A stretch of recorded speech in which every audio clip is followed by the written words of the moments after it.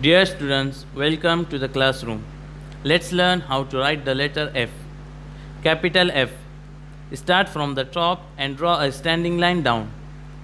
Go again to the top and draw one sleeping line to the right, then go to middle and draw another line in that same way. Small f.